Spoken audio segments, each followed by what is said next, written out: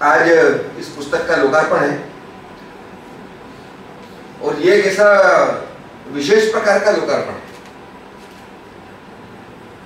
Amazon जैसी site के ऊपर बेस्ट सेलर की कुछ जो सूची बनती है उस सूची में शामिल हो चुकी किताब का लोकार्पण है।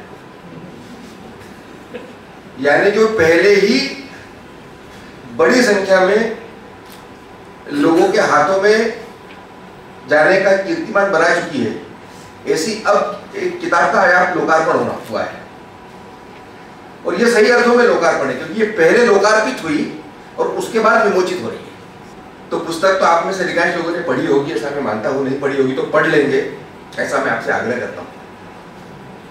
क्योंकि अच्छा साहित्य ये पढ़ा जाना चाहिए, बुना जाना चाहिए, उस पर बोला भी जाना चाहिए, उस पर चिंतन भी होना चाहिए और ये सब उसे खरीद करके करना चाहिए।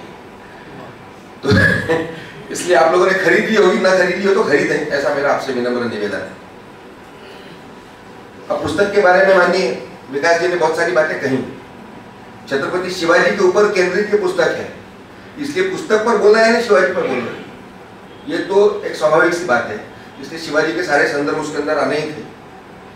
तो वो बहुत अच्छी तरह से विकास जी ने इस विषय को हम सबके सामने रखा है। यात्रा वृत्तांत के बारे में आपने कहा, तो यात्रा वृत्तांत कई बार ऐसे भी होते हैं, लेखक उसे उस खूबी से लिखता है कि ऐसा लगता है कि हम भी उसके साथ कदम से कदम मिला करके चलें। ये पुस्तक जब मैं पढ़ रहा था तब मुझे भी ऐसा लगा कि शायद मैं भी कहीं ना कहीं इन दुर्गम दुर्गों के ऊपर अपना भी एक कदम कहीं ना कहीं बढ़ा रहा हूँ। इतनी खूबी के साथ और इतनी जीवंतता के साथ लोकेंद्र जी ने इस पुस्तक को लिखा है।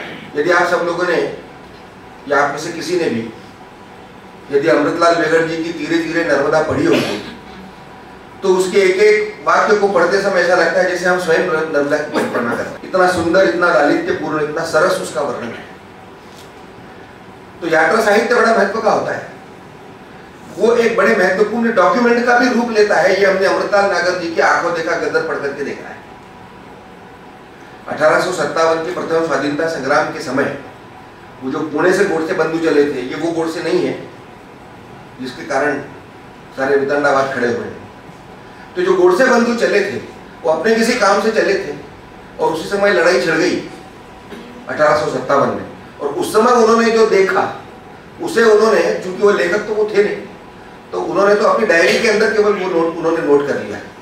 लेकिन वो वस्तुतः 1857 की लड़ाई का पश्चिम से उत्तर की तरफ जो कुछ भी वहां घटा था उसका एक वास्तविक चश्मदीद वर्णन है। ऐसा उस पुस्तक की ख्याति है जिसे बाद में नागर जी ने संकलित किया। तो इसलिए यात्रा वृत्तांत और उसके आधार पर लिखी हुई पुस्तकें ये अनेक दृष्टि से बहुत महत्वपूर्ण होती है। लेकिन इसको महत्व कब प्राप्त होता है? तो मुझे ऐसा लगता है कि यात्रा में लेखक जो देखता है, तो देखना, लिखना या नहीं भी लिखना लेकिन केवल देखना, इसके 3-4 भाग होते हैं। एक तो होता है दर्शक, यानी देखने वाला स्वयं, जो यात्रा पर जा रहा है, दुर्गों पर जा रहा है, अन्य किसी स्थानों पर जा रहा है, वो उन सब चीजों को देख रहा है। दूसरा होता है दर्शन, उसे कुछ चीजों का दर्शन होता है। कुछ चीजों को वो देखकर भी नहीं देख पाता, लेकिन कुछ अनदेखे दृश्य भी वो देख लेता है। इसलिए यात्रा का एक दूसरा बिंदु होता है दर्शन। तीसरा होता है दृश्य, जो मैंने बात कही कि दृश्य बहुत बड़े बड़े हैं, लेकिन उसमें आप क्या देखते हैं। और ये जब प्रश्न आता है कि दृश्य देखते समय दर्शक क्या देखता है, तो इसके बाद फिर एक बात आता है जिसके आधार पर यह तय होता है कि वो क्या देखता है। वो होता है उसकी दृष्टि। उसकी दृष्टि क्या है? आंख होने मात्र से दृष्टि नहीं आ जाती, और इसलिए वो दृष्टि बहुत महत्व की है। और दृष्टि के लिए आंख तो जरूरी है, लेकिन उसके साथ साथ एक मन की आंख भी जरूरी है। इसलिए केवल चर्म चक्षु नहीं, मनः चक्षु भी आवश्यक है। तब जाकर के वो कुछ लिखेगा, जो लिखेगा वो उस लिखे को एक अर्थ और सामाजिक उपादेयता प्राप्त होती है। और इस दृष्टि से यदि हम देखें तो मुझे लगता है कि लोकेंद्र जी ने इस सारी यात्रा में केवल चर्म चक्षुओं से नहीं देखा, मनः चक्षुओं से भी देखा, बुद्धि से भी देखा, विवेक बुद्धि से भी देखा, और इसीलिए एक सुंदर सी पुस्तक हम सब लोगों के हाथों में आई है, और इसके लिए लोकेंद्र जी निश्चित रूप से बधाई के, अभिनंदन के, साधुवाद के पात्र हैं।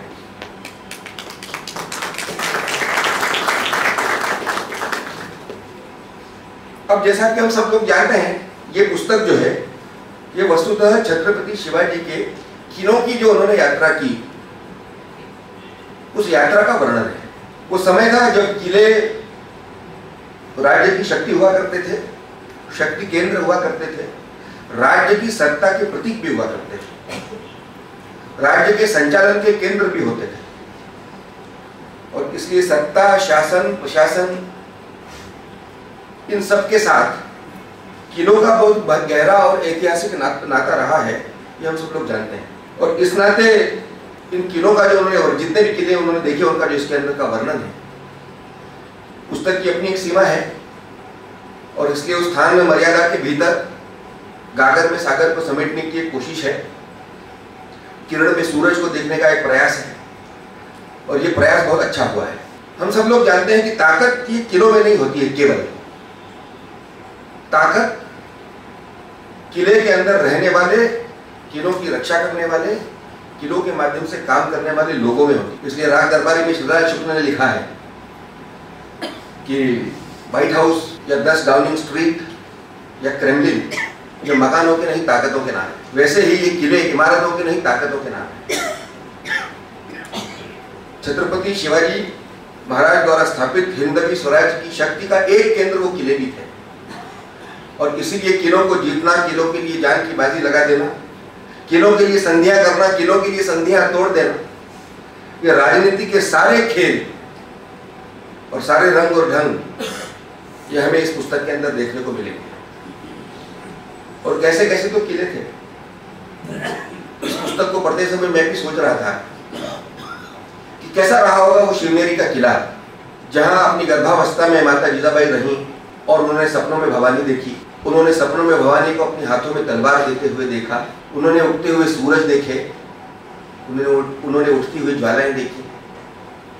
कैसा रहा होगा वो शिवनेरी का किला, कैसा रहा होगा वो वातावरण, कैसे उस वातावरण की निर्मित वहां पर की हुई होगी कि जिसके कारण माता के गर्भ में पल रहे छत्रपति शिवाजी के ऊपर जन्म से पूर्व के भी जो संस्कार मिलने चाहिए थे वो सारे के सारे उन्हें मिले, और जिसके कारण भारत को छत्रपति शिवाजी प्राप्त हुए। ये प्रत्येक किला माता जीजाबाई के स्वप्न, उनके संस्कार, उनके संकल्प, उनके अंदर की जिजीविषा, उनके अंदर का देश प्रेम, उसका वो स्मारक है, उसका वो प्रतीक है, उस चेतना का वो केंद्र है। बात केवल वही आकर के रुकती है, हम दर्शक के रूप में गए या हम दृष्टा के रूप में गए, वहां हमने क्या देखा? हमने वहां के खंडरों पर उगती हुई घास के तिनके देखे, या उसके किसी अंधेरे कक्ष के अंदर एक महापुरुष का उद्भव होते हुए हमने देखा? ये सारी कहानियां हमको इस पुस्तक के अंदर मिलेंगी। हमने सिंहगढ़ देखा, विकास जी ने उसका जिक्र किया। उस सिंहगढ़ की कथा क्या है? वो कथा है कि सत्य है? उस सत्य का तथ्य क्या है? उस तथ्य में कौन सा सत्य छिपा हुआ है? कौन सी दृष्टि छिपी हुई है? कौन सी भावना छिपी हुई है? गढ़ आला पर सिंह गेला, ये तानाजी मालुसरे के बलिदान के बाद लिखे हुए छत्रपति शिवाजी के उद्गार, ये केवल अपने एक सहयोगी को खो देने वाले उसके एक मित्र सदृश व्यक्ति की व्यथा के उद्गार नहीं थे। ये एक संदेश था, ये एक दृष्टि थी, ये एक भाव थी।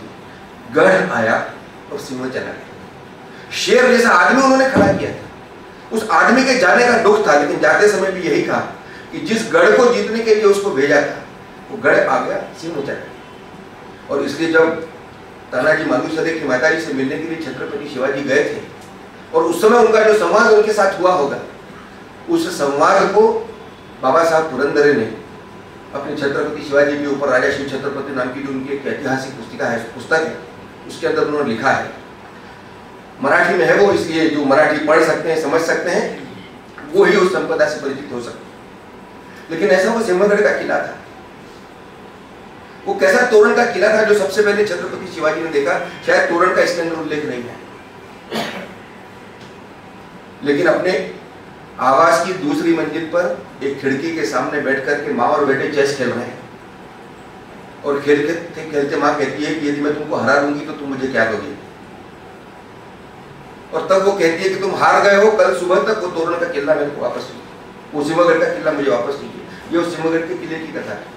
और छोटे छोटे मावली सैनिकों को लेकर के तोरण का किला जीतने के लिए छत्रपति शिवाजी गए, वो स्वराज्य का पहला किला था। ये कथाएं कितनों को मालूम है? ये केवल आर्कियोलॉजिकल सर्वे ऑफ इंडिया द्वारा 10-20 लाइनों के अंदर लिखी हुई और वहां ऐसी जगह चिपकाई हुई कि जहां के कोई पढ़ ही ना पाए, ऐसी जगह लगी हुई उस छोटी छोटी इबारतों की कहानियां नहीं है।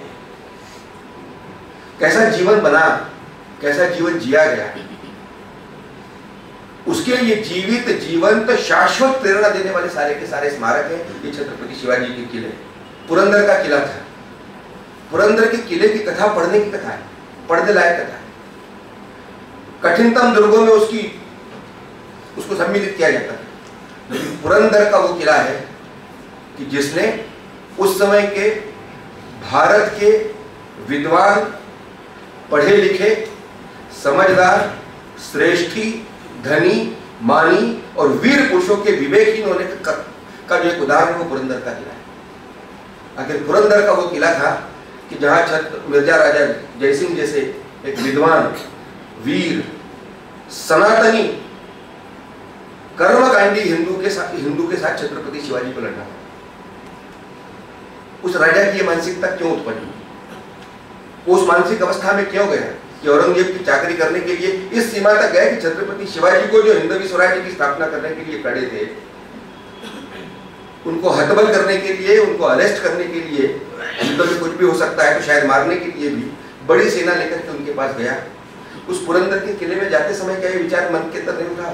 मैं खड़े पढ़ते पढ़ते सोच रहा कि कैसा वो दृश्य रहा, कितनी पीड़ा, कितनी कसक, कितनी वेदना उस समय छत्रपति शिवाजी या उनके साथ इस देश के लिए लड़ने वाले छोटे छोटे मावली सैनिक के मन के अंदर रही होगी। हमारा ही खून है, हमारा ही सहोदर है, लेकिन हमारे सामने आकर के खड़ा है हमको पकड़ने के लिए। किसके लिए? स्वयं का राज्य स्थापित करने के लिए करता तो भी बात समझ में आती, लेकिन खुद का राज्य स्थापित करने के लिए नहीं, औरंगजेब के राज्य को स्थिर करने के लिए आया।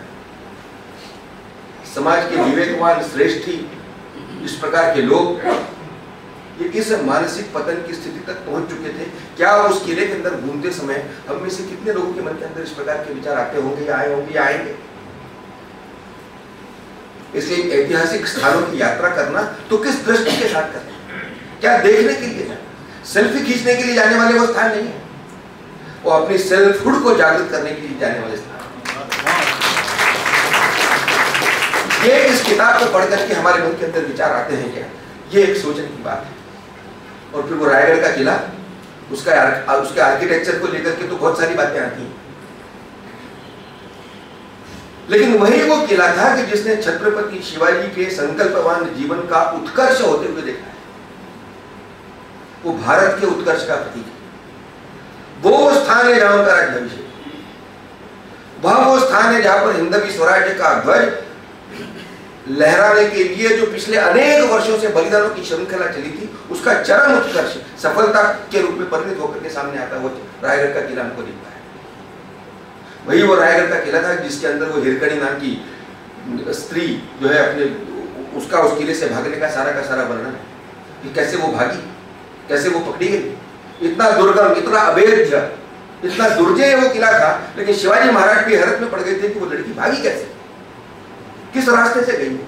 केवल इसलिए क्योंकि उसको ध्यान में आया कि किले के दरवाजे बंद हो चुके हैं और मेरा छोटा सा बच्चा मेरा दूध पीने के लिए भूख से तड़प रहा होगा, और वो महिला वहां से भागी। कितना दुर्गम वो रास्ता था, जान की बाजी लगा करके गई। शिवाजी के सारे सैनिक, सेनापति, सारी गुप्तचर व्यवस्था और सुरक्षा तंत्र उसको ध्वस्त करते हुए, धता बताते हुए गई। छत्रपति शिवाजी को पता लगा तो उन्होंने उसका सम्मान किया। उनको ध्यान में है कि इस लड़की ने, इस महिला ने अपने वात्सल्य से वशीभूत होकर के भी वो काम किया, लेकिन वो काम किया कि उसने इस दुर्ग के अंदर जो एक लूप होल था उसको बंद करने के लिए हमको प्रेरणा दी। उसके बाद वहां पर एक बुर्ज बनाया गया, उसको हिरकणी दुर्ग का नाम छत्रपति शिवाजी मिला। ये किलों की कहानियां हैं। कि केवल ईंट गारा मिट्टी से बनी हुई इमारतों की कहानियां नहीं है। इसके अंदर जीवन था, इसके अंदर जीवंतता थी, इसके अंदर चैतन्य था, इसके अंदर संकल्प था, इसके अंदर सपनों को सिद्ध करने के लिए जीवन को एक तरह से दांव पर लगा देने का संकल्प लेने वाली पीढ़ियों की पूरी एक परंपरा थी। यह इस किले की कहानी। इसलिए किले के लिए जाना यानी किलों की तरह बने हुए व्यक्तियों के जो हृदय थे उन हृदयों की यात्रा करना है। जितने मजबूत वो किले थे उनसे कहीं मजबूत उस किले के अंदर रहने वाले, उसके लिए लड़ने वाले, स्वराज्य के लिए काम करने वाले लोग। इसलिए छत्रपति शिवाजी का जीवन, इसलिए छत्रपति शिवाजी के किले ये देखने का विषय है। और उस जमाने के अंदर किलों के इस महत्व को उन्होंने समझा। 1670-71 के समय में छत्रपति शिवाजी के पास जितने भी किले थे, 300 से ऊपर किलों की संख्या पहुंच चुकी थी, छोटे बड़े। एक एक किले के लिए उस जमाने के अंदर 1,75,000 रुपए की वार्षिक बजट था, मेंटेनेंस का, केवल बनाने का नहीं, मेंटेनेंस का। कब? सन 1670 में। आप सोचिए कि कितनी दूरदृष्टि उस राजा की रही होगी। कैसे उसने किलों का निर्माण कराया, कैसे उसके मेंटेनेंस की चिंता की, क्योंकि उस स्वराज्य का सुरक्षा कवच था। इसलिए कैसे लोग खड़े किए, उन किलों के किलेदार बनाए तो अपने रिश्तेदारों को नहीं बनाया। एक भी रिश्तेदार छत्रपति शिवाजी का उनका किलेदार नहीं बना कभी। जो डिजर्व करता था, जो ध्येयनिष्ठ था, जो प्रामाणिक था, वो उसका किलेदार था। और इसीलिए किलों की तरह मजबूत जमीर वाले लोग खड़े किए। ये औरंगजेब ने छत्रपति शिवाजी के लिए बाद में कहा कि हमें दुश्मन भी मिला तो शिवाजी से। ये किले उन्होंने खड़े किए। और इसलिए हम देखते हैं कि कैसे उन्होंने जलदुर्गों का निर्माण किया। केवल नौसेना नहीं बनाई, उस जमाने के अंदर जलदुर्गों का निर्माण किया, समुद्र के अंदर किले बनाए। जंजीरा के किले को जीत नहीं सके तो उसके सामने अंग्रेजों की छाती के ऊपर पद्म दुर्ग नाम का एक किला बना। ऐसे अनेक किले, उन किलों की अपनी अपनी कथाएं हैं, उन कथाओं के पीछे की प्रेरणाएं हैं, उन प्रेरणाओं को समझने की जरूरत है। और इसलिए छत्रपति शिवाजी के कर्म कठोर देश समर्पित जीवन के ये जीवंत स्मारक हैं सारे के सारे। शिवाजी का जीवन ये छोटा मोटा जीवन नहीं था। उनका जो कर्तृत्व था वो असामान्य कर्तृत्व था। हम कल्पना करें उस समय सन शायद 1000 या 1100 के आसपास मोहम्मद बिन कासिम इधर आया, और खासतौर से गजनी के बाद जो सारी की सारी एक मुगल आक्रमणों की श्रृंखला चली इस देश के अंदर, उसमें लगातार हर संघर्ष के अंदर हिंदू ध्वजा इन सारे आक्रमणकारी आतताई आतंकियों के सामने झुकती रही थी। संघर्ष होते रहे थे लेकिन ध्वजा गिरती रही। ये छत्रपति शिवाजी थे कि जिन्होंने मुगलों के इस विजय के ज्वार का जो रथ चला था, उसकी वल्गाएं पकड़ करके, उसकी रास पकड़ करके उसको उल्टी दिशा में उन्हीं की ओर मोड़ा। और उसके बाद हम देखते हैं कि वो दिन है और उसके बाद का दिन है, उसके बाद कभी भी किसी भी मुस्लिम आतताई आक्रांता के सामने हिंदू धर्म ध्वजा झुकी नहीं। ये छत्रपति शिवाजी, इसलिए शिवाजी को पढ़ने की जरूरत, इसलिए उनको समझने की जरूरत। इस नाते शिवाजी के जीवन के विभिन्न प्रकार के जो सारे के सारे हम कहें मोड़ हैं या कहें कि महत्वपूर्ण घटनाएं हैं, उन घटनाओं के अंदर जो एक अंतर्निहित संदेश है, उस संदेश को विशेष रूप से आज की युवा पीढ़ी को ग्रहण करने की आवश्यकता है। छत्रपति शिवाजी और समर्थ रामदास, इन दोनों ने मिलकर के उस समय के मुगल आक्रमणों से ग्रस्त थके हुए हिंदू समाज के अंदर, उसकी आंखों के सामने एक बड़ा राष्ट्रीय और आध्यात्मिक उद्देश्य सामने रखा। एक उदात्त ध्येय की अनुभूति समाज के अंदर जगाई। यह सत्ता के लिए राजाओं के बीच में होने वाला संघर्ष नहीं था। कुतर्क देने वाले लोग कहते हैं ना, एक पूरा का पूरा नैरेटिव सेट किया हुआ है इस देश में। कौन महान था, अकबर या महाराणा प्रताप? लेकिन अकबर महान था और प्रताप नहीं था। और प्रताप को कहेंगे तो फिर बोले वो दोनों क्यों लड़ रहे थे? दोनों तो राज्य के लिए लड़ रहे थे। राणा प्रताप तो अपना राज्य लेने के लिए लड़ रहे थे, औरंगजेब अकबर अपने राज्य का विस्तार करने के लिए। इसका भारत के स्व के साथ, भारत के राष्ट्रीय मुद्दों के साथ तो कोई संबंध नहीं था। इस प्रकार के तर्क गढ़े गए। और इसलिए छत्रपति शिवाजी के सारे संघर्ष में उनको ध्यान में आता है कि उनका पूरा का पूरा संघर्ष ये राष्ट्रीय संघर्ष है। अपना राज्य विस्तार करने के लिए वो नहीं लगे, उनके पास तो जागीर थी ना, उनके पिताजी तो थे ही बड़े जागीरदार, उन्हें क्या जरूरत थी कुछ करने की। व्यक्तिगत जीवन, ऐशो आराम, सुख सुविधा के लिए जो जो चाहिए वो सब उनको हासिल था, परंतु फिर भी लड़े थे। इस बात को समझना पड़ेगा, एक व्यापक राष्ट्रीय उद्देश्य और उसके साथ एक आध्यात्मिक अधिष्ठान, ये समर्थ रामदास के कारण उस पूरे के पूरे कालखंड में छत्रपति शिवाजी के कर्तृत्व को प्राप्त हुआ। इसलिए उन्होंने कहा ये राज्य भावे ईश्वरीची इच्छा, ये राज्य होना चाहिए, ये भगवान की इच्छा है। राज्य चाहिए लेकिन भगवान की इच्छा है, भगवान का काम करने के लिए चाहिए। राष्ट्रीय उद्देश्य है, आध्यात्मिक अधिष्ठान है। इसके कारण उस समय का जो समाज था उनको लगा कि ये राजा कुछ दूसरा है, ये इसके साथ के या इसके अगले पिछले दूसरे राजाओं की तरह नहीं है, ये कुछ दूसरी बातें करता है, इसकी शब्दावली भिन्न है, इसके मुहावरे अलग है, इसका व्यवहार भिन्न है। उस व्यवहार के आधार पर और इस राष्ट्रीय और आध्यात्मिक उद्देश्य को समाज के सामने पूरी शिद्दत के साथ रख करके छत्रपति शिवाजी ने अपने लिए एक प्रकार की स्वीकार्यता उस समय के तत्कालीन समाज के अंदर खड़ी कर दी। इसीलिए यह राज्य भावे ही श्री की इच्छा है। मेरा ये मानना है कि यह भी भारत के इतिहास को एक प्रकार से एक नया मोड़ देने वाले वाक्य हैं। जैसे मार्टिन लूथर किंग ने कहा आई हैव अ ड्रीम, या जैसे सुभाष चंद्र बोस ने कहा तुम मुझे खून दो मैं तुम्हें आजादी दूंगा, या अब्राहम लिंकन ने कुछ बातें कही, वो जो सारा का सारा उसका भाषण था। या इवन जीसस क्राइस्ट के जो सारे पर्वतों पर दिए हुए भाषण हैं, उन सब भाषणों की कैटेगरी में ये वाक्य आता है, ऐसा मेरा निजी तौर पर मानना है। राज्य भावे इस रीच इच्छा, इस एक वाक्य ने पूरा का पूरा पैराडाइम शिफ्ट समाज की पूरी दृष्टि के अंदर कर दिया, मन के अंदर कर दिया। ये हम सब लोग देखते हैं और इसीलिए इस एक वाक्य के कारण पूरे महाराष्ट्र का जीवन और उसका कर्तव्य ये आने वाले समय में निर्देशित करने वाला ये सारा का सारा वाक्य सिद्ध हुआ, ये हम सब लोग जानते हैं। और काम कैसा था और लोग कैसे खड़े किए उन्होंने, ये भी सोचने की बात है। अकेला व्यक्ति पराक्रम करता है, कर सकता है, लेकिन वो कितने दिन चलेगा, उसकी प्रेरणा कितनी है। कोई भी पुरुष महापुरुष इस बात से बनता है कि उसके पूरे व्यक्तित्व और कर्तृत्व की छाया इतिहास में कितनी लंबी और कितनी दूर तक जाती है। ये छत्रपति शिवाजी के जीवन में हमको व्यक्तित्व हमको दिखाई। जब उनका राज्याभिषेक हुआ उस समय पूरा का पूरा प्रांत तो उनके हाथ में नहीं था, लेकिन एक सपना था जो उन्होंने खड़ा कर दिया, एक संकल्प था जो उन्होंने जगा दिया। हिंदू राष्ट्र इन मिनिएचर कैसा हो सकता है वो छत्रपति शिवाजी ने उस समय खड़ा कर दिया।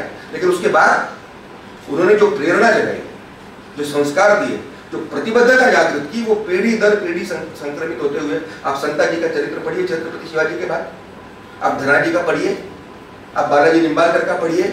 शिवाजी की मृत्यु के 100 वर्ष बाद भी कभी भी मुस्लिम सत्ता बाद में उस समय हिंदू ताकतों के ऊपर हावी नहीं हो सकी। ये छत्रपति शिवाजी की प्रेरणा थी और कर्तव्य था। और इसलिए उसके बाद देश ने, समाज ने किस प्रकार से अपना एक राष्ट्रीय उत्तरदायित्व का निर्वहन किया, ये जब हम देखते तब हमको समझ में आता है कि छत्रपति शिवाजी का व्यक्तित्व और कर्तृत्व ये कितना महान था और कितना युगांतरकारी था। इस नाते इस दृष्टि के साथ छत्रपति शिवाजी को देखने की जरूरत है। वो फालतू चक्करों में नहीं पड़े, इसलिए इधर उधर की शब्दावली, मुहावरे, जो भरमाने वाले सारे वाक्य, ये सब उन्होंने नहीं किया। जब जहां जिसका जैसा उपयोग करना था वैसा उन्होंने नहीं किया, क्योंकि मूल उद्देश्य जो था वो सामने था। भागना पड़ा तो भागे, लड़ना पड़ा तो लड़े, लेकिन उन्होंने सिद्ध किया कि युद्ध नीति विजय का शास्त्र होता है। युद्ध करने के लिए युद्ध करना, 2-4 मार करके खुद मर जाने के अंदर एक बलिदान तो है, अवतार में तो है, लेकिन जीवन की सार्थकता कहाँ है, सफलता कहाँ है, उद्देश्य की पूर्णता कहाँ है। और जब जो करना पड़ा वो उन्होंने किया, इस चक्कर में नहीं पड़े। और इसीलिए उसके बारे में कई लोगों ने कहा, जब बाद में समझ में आया कि छत्रपति शिवाजी की छवि को समाज के मन के अंदर से नहीं हटाया जा सकता, तो ये सारा लेफ्ट नैरेटिव, सारे लिबरल, सारे सेकुलर सो कॉल्ड, इन सब ने कुछ न कुछ तर्क देना प्रारंभ किया कि छत्रपति शिवाजी हिंदू मुस्लिम एकता के बहुत बड़े प्रतीक थे। क्यों थे? क्योंकि छत्रपति शिवाजी की सेनाओं के अंदर मुसलमान भी थे। बहुत अच्छी बात है, लेकिन इसका एक दूसरा नैरेटिव भी तो हो सकता है कि छत्रपति शिवाजी के अंदर यह दम था कि वो उन मुस्लिम सैनिकों को मुस्लिम शासकों के खिलाफ गोला दागने के लिए खड़ा कर सके। ये था, इसलिए किया। और यदि हिंदू सेना के अंदर या हिंदवी स्वराज्य की सेना के अंदर कुछ मुस्लिम सैनिक होने से हिंदू मुस्लिम एकता स्थापित हो जाती है, तो फिर अंग्रेजों की सेना के अंदर भी बहुत सारे हिंदू थे, तो क्या इसके कारण आंग्ल हिंदू एकता हो गई, सब मान जाए। लेकिन ये कुतर्कों के बाउंडर खड़े करके छत्रपति शिवाजी के बारे में एक दृष्टिभ्रम खड़ा करना, इसके एक प्रयत्न देश के अंदर चलते हैं, अभी भी चल रहे हैं। शिवाजी केवल मात्र उसके एक शिकार नहीं थे, तमाम है सावरकर तो बेचारे आज तक वो जा रहे हैं। तो ऐसा कुल मिलाकर के उनका सारा का सारा व्यक्तित्व था, हम सब लोग देखते हैं। ज्ञानेश्वर महाराज ने छत्रपति शिवाजी के जीवन से भी 400 साल पहले ज्ञानेश्वरी लिखी ना, उसमें उन्होंने एक आह्वान किया था। उसमें उन्होंने कहा था कि समाज को यदि परिवर्तित कर रहा है तो मराठी के अंदर एक शब्द प्रयोग है, मराठी का सारी रचना है ज्ञानेश्वरी, ईश्वर निष्ठांची मांदियाळी। ईश्वर के प्रति निष्ठा करने वाले ईश्वर निष्ठों की मांदियाळी यानी सीरीज, श्रृंखला, पंक्ति, ये खड़ी करनी पड़ेगी। ये जब खड़ी होगी तब क्या होगा, तब उन्होंने कहा विश्व स्वधर्म में सूर्य पाओ, जो जे वांछील तो तेरा। ऐसा जब होगा तब विश्व स्वधर्म के सूर्य को उदित होते हुए देखेगा और समाज की जो इच्छा होगी वो पूरी होगी। छत्रपति शिवाजी के जीवन के अंदर हम ये देखते हैं कि कैसे उन्होंने एक आस्था जगाई, एक आस्थावाद, एक आशावाद जगाया, समाज के अंदर की संकुचितता नष्ट की, स्वार्थ बुद्धि से उसको परावृत्त करने का काम किया और इन सब के आधार पर उन्होंने लोक मानस के अंदर परिवर्तन लाने का काम किया, लोक चेतना को जागृत किया, जागृत किया। और उसके कारण लोक मानस के अंदर एक ऐसा परिवर्तन आया कि अपने गांव के अंदर छोटी सी खुरपी लेकर के खेती किसानी करने वाला मावला भी शिवाजी के एक कॉल के ऊपर हाथों के अंदर जो हाथ में आया वो शस्त्र लेकर के औरंगजेब जैसी ताकत के साथ लड़ने के लिए खड़ा हुआ। ये होती है ईश्वर निष्ठों की मांदियाळी यानी ईश्वर निष्ठों की सीरीज या श्रृंखला। इसके आधार पर स्वधर्म का सूर्य कैसे बढ़ा और स्वधर्म का सूर्य बढ़ने के साथ क्या होता है, तो हमने देखा कि जैसे जैसे स्व की, जब भाई साहब ने बात करी हिंदवी स्वराज में जो स्व नाम का शब्द है, इस स्व को उन्होंने कैसे जागृत किया, स्वभाषा, स्वभूषा, स्वतंत्र, स्वशासन, इसको लेकर के डिटेल में बहुत सारी बातें हो सकती, वो करने का भी समय नहीं, लेकिन वो सब उन्होंने किया। स्वत्व जागरण ये हिंदवी स्वराज्य की सबसे बड़ी व्यवस्था थी, सबसे बड़ी विशेषता थी। और इस विशेषता के आधार पर स्व का सूर्य, स्वधर्म का सूर्य, जो जिसको ज्ञानेश्वर महाराज ने कहा, विश्व ने स्वधर्म का सूर्य देखा उगते हुए, भारत ने स्वधर्म का सूर्य उगते हुए देखा। और उस सूर्य के जैसे जैसे सूर्य ऊपर उगता है, सब लोग जानते हैं तो भूत प्रेत चांडाल पिशाच ये सब अपनी जान बचाने के लिए उधर उधर भागते फिरते हैं। जैसे जैसे भारत का ये स्वत्व का स्वधर्म का सूर्य जागृत होने लगा, वैसे वैसे हमने देखा कि कैसे हिंदू विरोधी ताकतें, कैसे भारत विरोधी शक्तियां उस समय के अंदर भी आज भी कैसे दुम दबाकर भागने के लिए खड़ी हुई। इसलिए हिंदवी स्वराज्य जो है ये भारत के स्वत्व जागरण का एक बहुत बड़ा उदाहरण है। इसको हम सब लोगों को एक समझने की आवश्यकता होती है। एक लोकाभिमुख और समदर्शी शासन कैसा होता है, ये छत्रपति शिवाजी ने हम सब लोगों को दिखाया है। ध्येयनिष्ठ, प्रतिबद्ध, परिवारवाद से मुक्त, पूर्वाग्रहों से मुक्त, समर्पित और परिणामकारी शासक यानी छत्रपति शिवाजी। इस दृष्टि से छत्रपति शिवाजी और उनके सारे के सारे वो जो सारे के स्मृतियों के प्रतीक हैं, उनको देखने की जरूरत है। अपने राष्ट्र के अधिष्ठान के बारे में क्या हमने कहा ना, ये राज्य भावे ही श्री की इच्छा, तो ये हिंदू राष्ट्र बनना चाहिए ना। इसके ये हिंदू राष्ट्र तो ये है ही, लेकिन इसके जो मूल तत्व है ये सुदृढ़ होकर के फिर से जागृत होकर के समाज की चेतना के अंदर जाने चाहिए। इसके लिए जिस प्रकार के प्रयत्न की आवश्यकता होती है उसका एक अधिष्ठान होता है। तो राष्ट्र के अधिष्ठान के बारे में माननीय रंगाहरि जी संघ के बड़े वरिष्ठ विचारक है, उन्होंने बड़ी सुंदर बात, वेदों का उदाहरण देकर के उन्होंने कुछ बातें लिखी। तो उसमें उन्होंने राष्ट्र के अधिष्ठान के कुछ तत्व बताए। एक उन्होंने बताया कि राष्ट्र के अधिष्ठान का पहला तत्व होता है सत्य। राष्ट्र के अस्तित्व का आधार ये सत्य पर आधारित होना चाहिए। इसलिए राष्ट्र के नाम की डेफिनेशन को पूरा करने के लिए जो चीजें लगती हैं वे अपनी सत्यता के साथ यदि वहां पर उपस्थित हैं तो उस राष्ट्र की निर्मित होती है, उसमें उन्होंने कहा। और इसलिए कहा कि सत्य पर अड़िग रहना राष्ट्र संकल्पना को साकार करने के लिए वेदों का एक अड़िग आदेश है, ऐसा उसके अंदर शब्द प्रयोग है। हर परिस्थिति में परिस्थिति से निरपेक्ष रहकर शाश्वत मूल्यों के लिए जीवन जीने वाला समाज जब खड़ा होता है तब राष्ट्र खड़ा होता है। इसलिए सत्य एक उसका तत्व बताया। दूसरा राष्ट्र का तत्व बताया वृहत यानी बड़ा। बड़ा यानी भौगोलिक दृष्टि से केवल बड़ा नहीं, बड़ा यानी उसका मन बड़ा होना चाहिए। आनो भद्रा हाथ वो यत्तु विश्वता, सारी दुनिया भर से सब दिशाओं से जो है ये सारी की सारी जो धारा है ज्ञान की चिंतन की ये आए, ऐसी एक बात अपने यहाँ जो कही गई।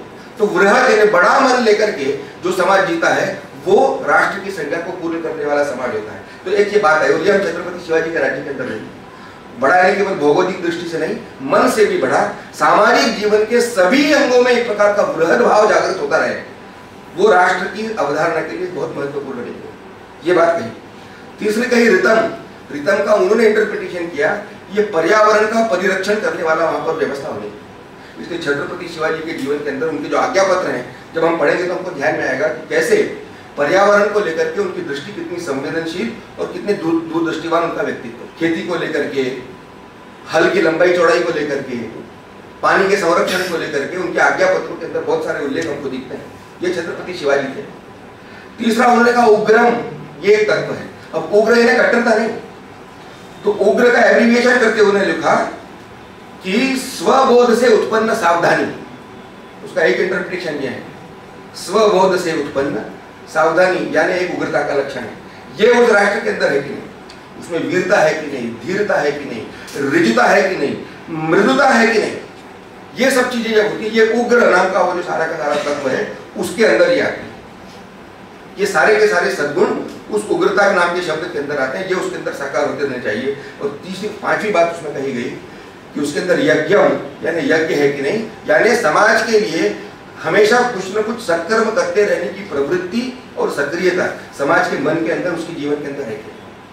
हम देखते हैं कि छत्रपति शिवाजी के जीवन के अंदर ये पांचों तत्व, उनके स्वराज्य की जो सारी की सारी भूमिका है और उसका जो दृश्य स्वरूप हमको दिखता है, उसके अंदर ये सारे के सारे गुण साकार होते हुए हम सब लोगों को दिखाई देते हैं। और इसीलिए भारत चूंकि एक सनातन राष्ट्र रहा, हमारा एक सनातन शाश्वत अनवरत अखंड राष्ट्र जीवन रहा है, इस नाते हम एक अत्यंत प्राचीन राष्ट्र के रूप में दुनिया के अंदर अस्तित्ववान है। तो इस राष्ट्र के रूप में अस्तित्ववान बने रहने के लिए ऋग्वेद के अंदर यह जो गुण राष्ट्र के बताए गए, ये सारे के सारे गुण, इनका एक प्रकार का प्रत्यक्ष प्रकटीकरण हमको छत्रपति शिवाजी के राज्य व्यवस्था के अंदर होता हुआ दिखाई देता है। इसीलिए यही वो कारण था कि जिसके कारण समाज छत्रपति शिवाजी के लिए अपनी जान लड़ाने के लिए तैयार हुआ। इतिहास में जो उसके अनेक प्रसंग है, नेपोलियन हारा तो सेना छोड़ करके भाग गई, लेकिन भारत के अंदर उल्टा हुआ। जब से पनालगढ़ के किले के अंदर छत्रपति शिवाजी कैद थे, तो भारत के उनके मराठी हिंदवी स्वराज्य के सीमा के अंदर उस समय जो सारा का सारा समाज था, वो समाज इस चिंता में था कि राजा को छुड़ाया कैसे जाए, उसको छुड़ाने के लिए मैं क्या कर सकता। राजा संकट में है तो प्रजा साथ में खड़ी है, ये शिवाजी थे। और राजा संकट में है तो सैनिक भी भाग गए, नेपोलियन था, लेकिन नेपोलियन ग्रेट था और शिवाजी सांप्रदायिक।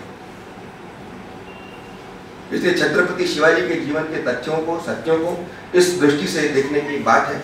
और एक सबसे बड़ी और अंतिम बात यह है कि छत्रपति शिवाजी आखिर समाज के अंदर परिवर्तन लाना है तो परिवर्तन को लाने वाले लोग समाज के अंदर से ही विकसित करने पड़ते हैं, बाहर से वो आते नहीं। और इसलिए समाज का जो लोक होता है, उस लोक मानस का परिष्कार, उस लोक मन का संस्कार करना पड़ता है। इसके लिए एक नैतिक नेतृत्व समाज के सामने आदर्श के रूप में खड़ा करना पड़ता है। वो नैतिक नेतृत्व के रूप में हमको छत्रपति शिवाजी, इस नाते वो लोक संग्रही थे। आचार्य शंकर ने ये बात कहा है कि लोगों के मन की दुष्प्रवृत्तियों का निवारण करना है, लोक संग्रह करना है। भीड़ इकट्ठी करना है, लोक संग्रह करना नहीं। तो समाज के मन की दुष्प्रवृत्तियों का निवारण करके समाज को देश के लिए खड़ा करने का काम यदि किसी ने किया तो छत्रपति शिवाजी ने भारत के इतिहास के अंदर किया। उनका ये सारा का सारा काम, उनका ये स्वप्न, उनका ये संकल्प, उनका सारा कर्तृत्व, ये जिन कुछ प्रतीकों में ध्वनित होता है, जिन गवाक्षों से दिखता है, जिन दरवाजों से प्रविष्ट होता है, बाहर आता है, ये प्रतीक, वे गवाक्ष, वे दरवाजे, उन सब के अंदर हमको लेकर के जाने का काम लोकेंद्र जी ने किया है। इसके लिए उनको बहुत बहुत साधुवाद।